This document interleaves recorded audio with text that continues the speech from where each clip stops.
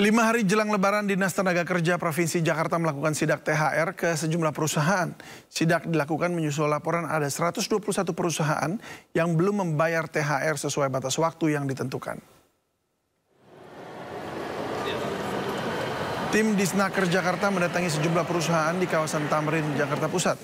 Sidak pada H-6 Lebaran ini untuk memastikan seluruh perusahaan membayarkan hak THR kepada karyawan. Sidak tersebut menyusul adanya laporan yang masuk ke posko pengaduan THR bahwa ada 121 perusahaan di Jakarta yang belum membayarkan THR kepada karyawan mereka pada Lebaran hingga H-7. Kadisnaker mengingatkan perusahaan harus segera membayarkan THR atau bisa terancam sanksi denda hingga pencabutan izin usaha. Tapi artinya... Kenapa? Sanksinya apa? Sanksinya jelas. Pertama kita ada peringatan 1, 2. Kita tulis ini. Kalau memang dia nggak ini ya kita cabut izin usahanya melalui PTSP tadi itu. Kan kita ulah online. Oh mereka... Jelang Hari Raya Idul Fitri, fenomena organisasi kemasyarakatan meminta tunjangan Hari Raya kepada pengusaha viral di media sosial. Wakil Menteri Agama meminta supaya pemberian THR tidak perlu dipersoalkan karena itu adalah bagian dari budaya Indonesia.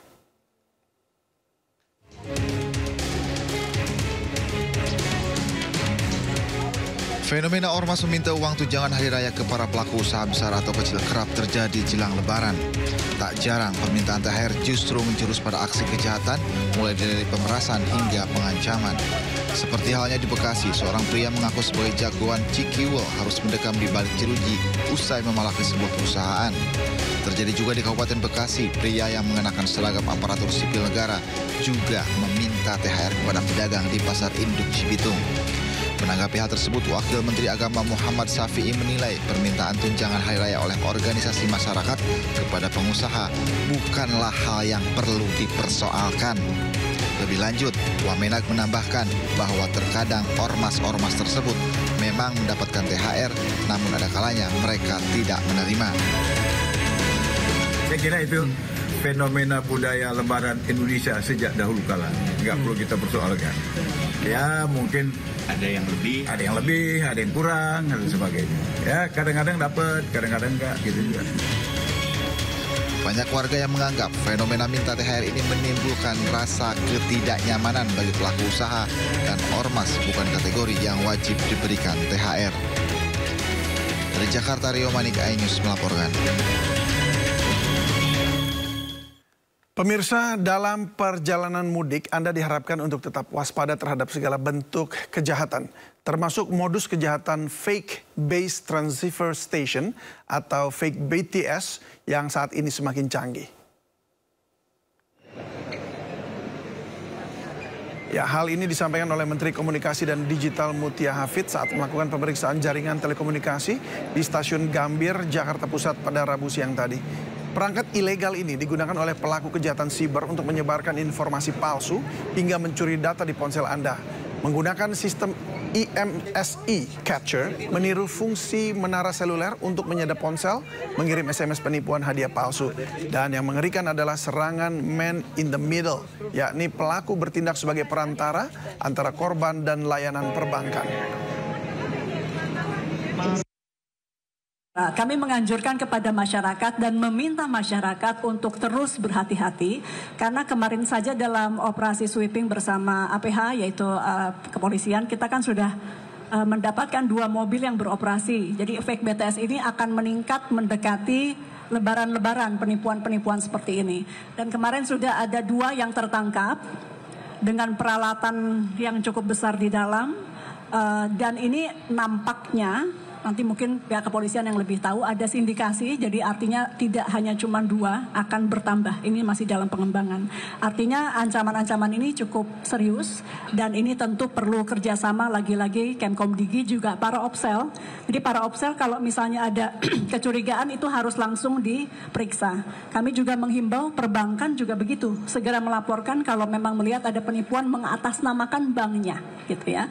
Namun demikian sekali lagi meskipun libur Lebaran, dari pihak kami yaitu Dirjen Infrastruktur Digital dan juga Kabareskrim dan juga BSSN juga terus melakukan pemantauan-pemantauan di lapangan. Kejaksaan Agung Republik Indonesia menyerahkan perkebunan kelapa sawit hasil penguasaan kembali oleh Satuan Tugas Penertiban Kawasan Hutan kepada negara untuk dikelola oleh BUMN.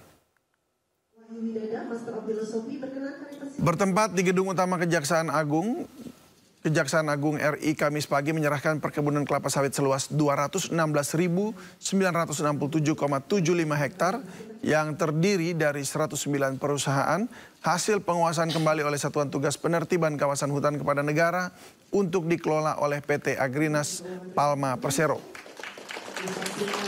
Acara ini dihadiri Menteri Pertahanan Syafri Samsudin, Menteri Keuangan Sri Mulyani Indrawati, Menteri Kehutanan Raja Juli Antoni, Menteri BUMN Erick Thohir, Kepala BPKP Muhammad Yusuf Ateh, Kabar Eskrim Mabes Polri Komjen Wahyu Widada, serta instansi terkait.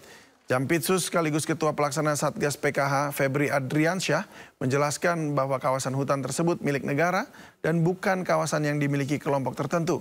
Kedepan kawasan ini akan dikembalikan fungsinya atau dikelola sebagai perkebunan sawit yang dikelola PT Agrinas Palma Persero.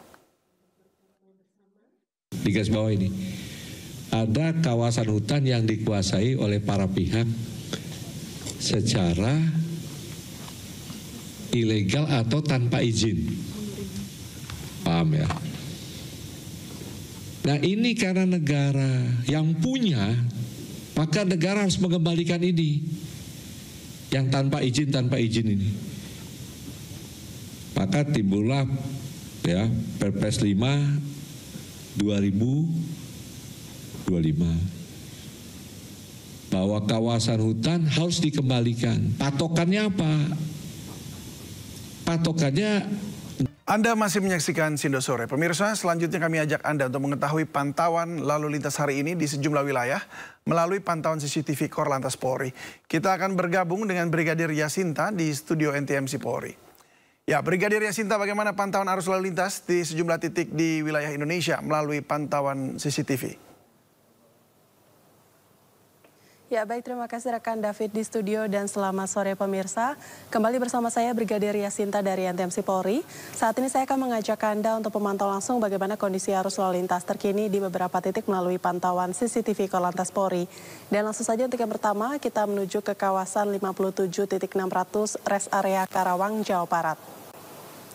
Bisa kita saksikan bersama di layar kaca Anda, situasi lalu lintas di sana saat ini terpantau kondusif lancar baik dari Cikampek yang akan menuju Jakarta maupun arah sebaliknya. Dan saat ini kendaraan dapat melaju dengan kecepatan normal berkisar 60 hingga 80 km per jam. Kami menghimbau kepada para pengendara untuk tetap perhatikan laju kendaraan Anda dalam batas kecepatan normal demi keselamatan bersama. Dan kami himbau untuk tidak menggunakan bahu jalan karena bahu jalan hanya diperuntukkan bagi kendaraan dalam kondisi darurat saja. Untuk selanjutnya mari kita pantau situasi lalu lintas terkini tepatnya di kawasan Simpang Jomin Cikampek, Jawa Barat. Bisa kita saksikan bersama saat ini di CCTV kami situasi arus lalu lintas di sana terpantau kondusif lancar baik dari Cirebon yang akan menuju Cikampek maupun dari Karawang yang akan menuju ke arah Cirebon. Kami menghimbau bagi Anda yang akan melintasi kawasan ini harap antisipasi adanya pertemuan arus kendaraan dan bagi Anda yang akan melintasi kawasan ini apabila Anda ingin berpindah lajur pastikan aman dengan terlebih dahulu melihat situasi lalu lintas di belakang Anda serta menyalakan lampu sen sebagai isyarat kepada pengguna jalan lainnya. Kemudian untuk selanjutnya mari kita pantau situasi lalu lintas terkini tepatnya di kawasan Pospol Induk Brebes, Jawa Tengah. Bisa kita lihat bersama saat ini situasi arus lalu lintas di sana terpantau cukup lengang baik dari Tegal atau Semarang yang akan menuju Jakarta begitupun arah sebaliknya. Bagi Anda yang akan melintasi kawasan ini harap antisipasi banyaknya aktivitas warga yang akan menyeberang jalan ke Pasar Induk Brebes dan juga keluar masuk kendaraan di area tersebut. Dan untuk yang terakhir mari kita pantau situasi lalu lintas terkini tepatnya di kawasan Ranca Ekek, Bandung, Jawa Barat. Bisa kita saksikan bersama di layar kaca Anda saat ini situasi lalu lintas di sana di kedua arahnya terpantau kondusif lancar baik dari Bandung yang akan menuju Garut atau Tasik maupun arah sebaliknya. Kami menghimbau kepada masyarakat yang akan melakukan perjalanan mudik agar memastikan kondisi fisik Anda dan kendaraan Anda dalam keadaan prima. Pastikan cek kembali kelengkapan surat-surat kendaraan Anda, pastikan bahan bakar serta etol tercukupi, tidak berhenti di bahu jalan, dan jika Anda merasa lelah atau mengantuk, dapat beristirahat sejenak pada rest area terdekat yang telah tersedia. Dan untuk informasi selengkapnya seputar arus lalu lintas terkini, Anda dapat menghubungi call center kami di 1500669 atau SMS Center di 9119. Anda juga dapat mengakses website kami di korlantas.polri.go.id.